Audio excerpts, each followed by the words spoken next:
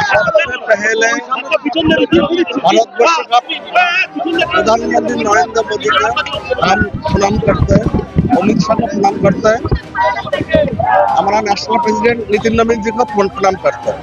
उसका साथ साथ हमारा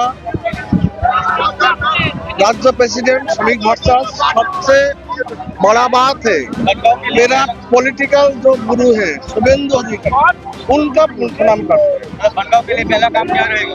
देखिए अभी बनगांव के लिए नहीं है, बनगांव अपने पूरा पश्चिम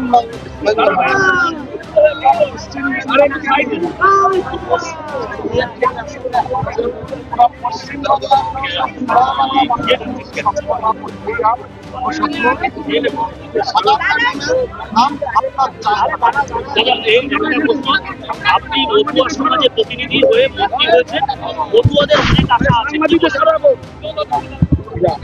দেখুন, শুধু মতুয়াদের আশা বললে মতুয়াদের আশা আছে, দাবি আছে, ঠিক আছে। আমি এখন একটা সমাজের প্রতিনিধি, আমি সমগ্র পশ্চিমবঙ্গের আম জনতা মন্ত্রী। আমাকে পশ্চিমবঙ্গ নিয়ে ভাবতে হবে, আমাকে শুধু বনগা বা মতুয়া নিয়ে ভাবলে হবে না। তবে হ্যাঁ, মতুয়াদের জন্য ভাবনা আছে, যে মতুয়াদের যে সমস্যাটা আছে নাগরিকত্ব যতটা সহজ সরলীকরণ করা যায়, আমি কেন্দ্রীয় নেতৃত্ব, রাজ্য নেতৃত্ব সবার কাছে অনুরোধ করব, যাদের ভোট কেটেছে তাদের নাগরিকত্ব পুনরায় ফিরিয়ে দিয়ে সিএর মাধ্যমে তাদের ভোটাধিকার পুনরায় বহাল থাকে, যাতে তার ব্যবস্থা রেখেছে। আপনি মন্ত্রী হচ্ছেন, এবার মতুয়ারা বিভিন্ন সমস্যা নিয়ে আপনার কাছে এসেছিলেন, সমস্ত সমস্যা কি আপনার সমাধান করা সম্ভব হবে? আমি মতুয়া সমাজের একজন প্রতিনিধি, আমি আমার চাবো যারা শুধু মতুয়া না, উদ্বাস্তু যারা মানুষ আছে, কারণ আমি উদ্বাস্তু পরিবারের সন্তান, আমি চাবো আমার উদ্বাস্তু পরিবার যারা আছে বিশেষ সেই উদ্বাস্তু পরিবারের আশা আকাঙ্ক্ষা পূরণ করার। কারণ কেন্দ্রীয় নেতৃত্ব, রাজ্য নেতৃত্ব তারা হয়তো এটা আমাকে ভেবেই তারা আজকে যে 5 জন মন্ত্রিসভার শপথ নিয়েছেন তার ভিতরে আমাকে রেখেছে। যেহেতু মতুয়াদের অভাব, অভিযোগ, আশা আকাঙ্ক্ষা আমি পূরণ করব রাজ্য নেতৃত্ব, কেন্দ্রীয় নেতৃত্বের সঙ্গে। ইচ্ছামতির সমস্যা, বনগাঁ নানাবিধ সমস্যা আপনি আগে জেতার পরেই বলেছিলেন সমাধান করবেন, আজকে মন্ত্রী হলেন, বনগাঁর মানুষের চাহিদা কি বলবেন?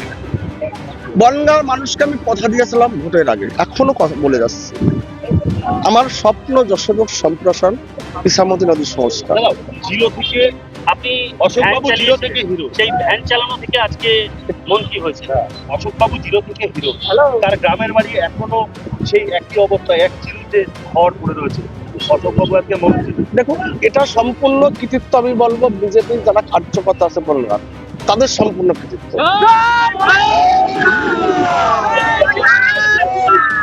বলছিলেন যে আপনি ছোটবেলায় ভ্যানও চালিয়েছেন, দিনমজুরও কেটেছেন, সেখান থেকে মন্ত্রী মানুষের জন্য কাজ করবেন, কোনো গন্ডগোল অশান্তি থাকবে না, যেখানে আপনি গন্ডগোল মেটাবেন। আমি আগেই বলেছি, এখনো বলছি, বনগাঁতে না তৃণমূলের গুন্ডা থাকবে, না বিজেপির নতুন করে কোনো গুন্ডা তৈরি হবে। বনগাঁর মানুষ প্রাণ ভরে নিঃশ্বাস নেবে, আমি আপনাদেরকে বলে দিয়ে যাচ্ছি। অনেক তৃণমূল নেতা লাইন দিয়ে আছে আপনাকে মালা দেওয়ার জন্য। কোন তৃণমূল নেতার মালা আমি নেব না।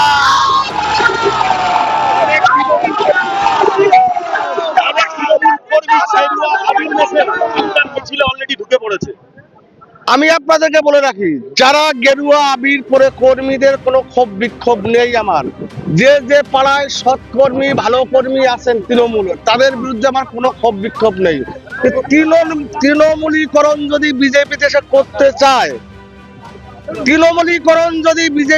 করতে চায়, সেই সব নব্য বিজেপিদের তাদেরকে সাবধান করে দিচ্ছে, আমার থেকে খারাপ কেউ হবে না। কিন্তু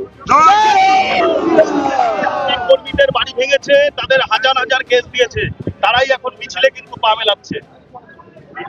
দেখুন, বিজেপির কালচার এক জিনিস, আইডিওলজি এক জিনিস, তৃণমূলের আইডিওলজি এক জিনিস।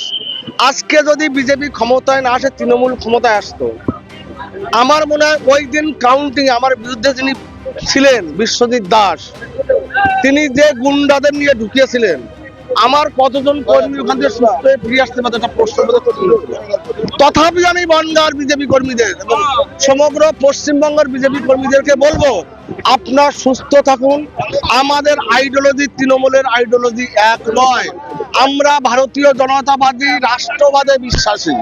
রাষ্ট্রের উন্নয়নই আমাদের লক্ষ্য, বাস এইটুকু।